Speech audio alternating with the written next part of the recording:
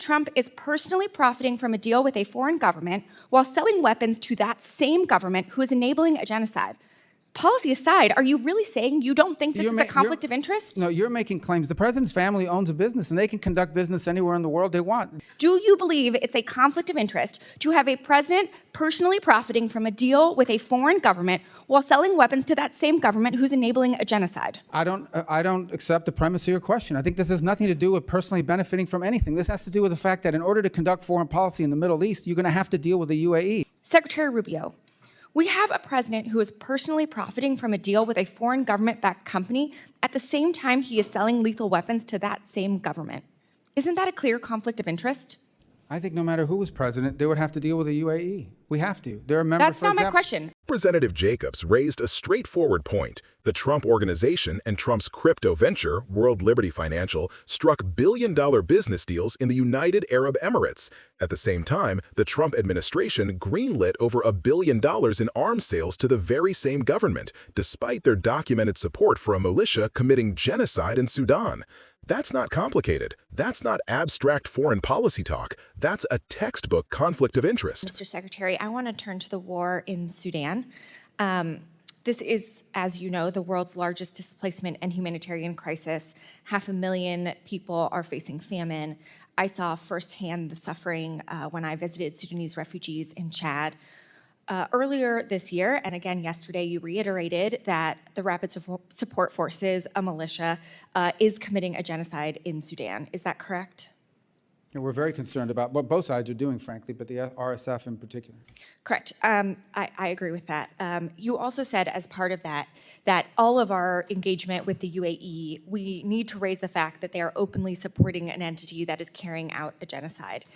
And yet, President Trump continues to arm the UAE. In fact, he just blew through Ranking Member Meek's congressional hold on over $1 billion in arms sales, ignoring this committee's longstanding role as an independent check on major arms sales. And we can have a policy debate here about the merits of continuing to arm the UAE or not, despite this genocide. I had that same conversation with Secretary Blinken.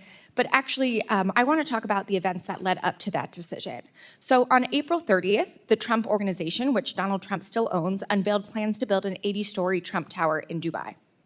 Then on May 1st, Trump's crypto company, World Liberty Financial, secured a $2 billion deal with an Emirati company with deep ties to the government.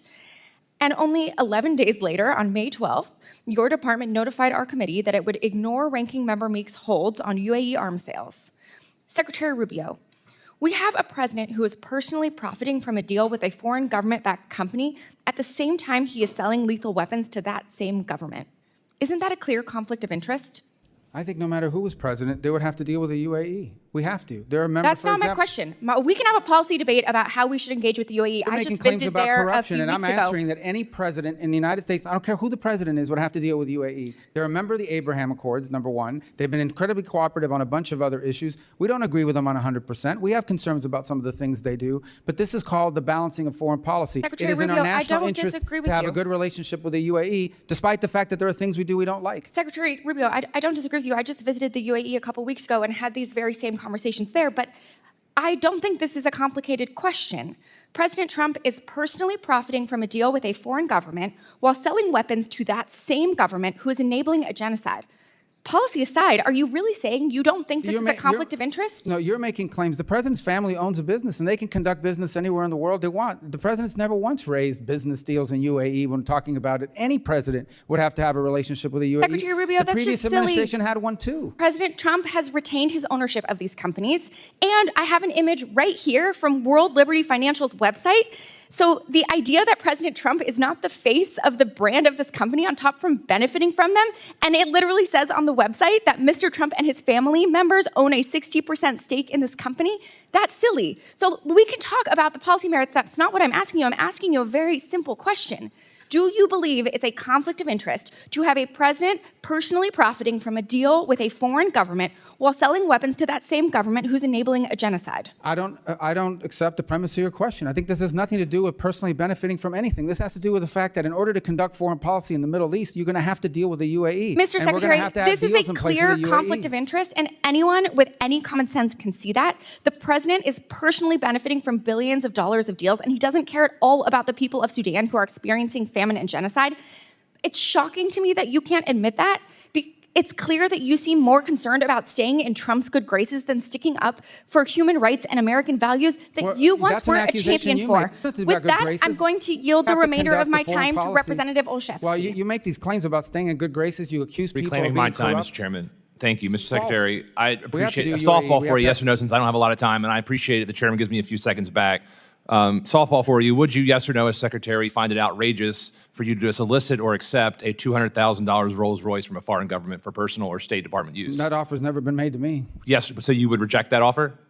The offer of a Rolls Royce? Yes. I don't understand the purpose of that You question. would. That's a silly question. The fact that you can't answer the question, I Mr. just answered it. Secretary, I said it's silly. silly because you would accept it or not? Of course not. Who would accept it? But no Well, one's then giving. I think you should what are maybe you perhaps, equating that to? Mr. Secretary, reclaim my time. I think you are an honorable man by most accounts, but the man that you work for doesn't. And the fact that he is soliciting and accepting a $400 million plane is problematic. And you should know about it. It came up in a Senate hearing.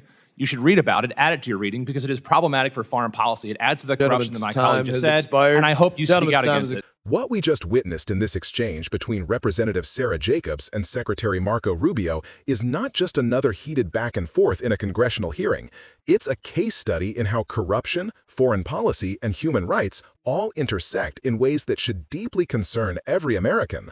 Rubio's response, however, was evasive and defensive. Instead of addressing the corruption head-on, he tried to frame the issue as a matter of foreign policy necessity, saying any president, regardless of party, would have to deal with the UAE. That's true on the surface, but it completely misses the larger point. No one is denying that the UAE is strategically important. The issue is not whether we should engage them diplomatically. The issue is whether the President of the United States can simultaneously profit from private business ventures with a foreign government while making policy decisions that directly benefit that same government. That undermines not only U.S. credibility abroad, but also the very foundation of trust between the American people and their leaders. Let's break this down further.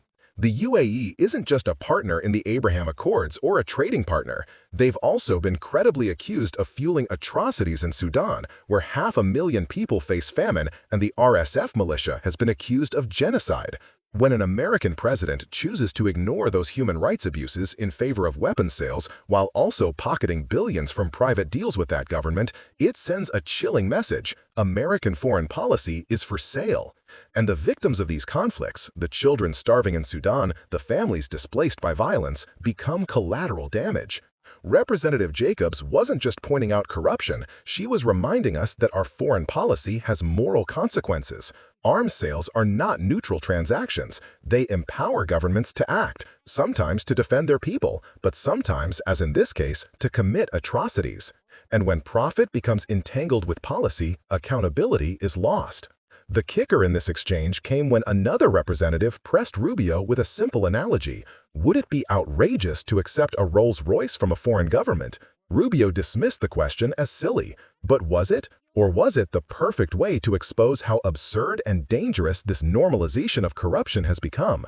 If we would all recognize the impropriety of accepting a luxury car from a foreign leader, why is it any less outrageous to accept billions in business deals while selling weapons that enable human rights abuses?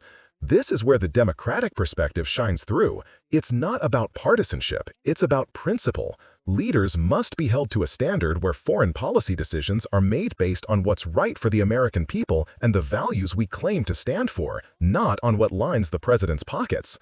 Because if the most powerful office in the world is entangled in private profit, then democracy, diplomacy, and human dignity are all up for sale. And that's the lesson here.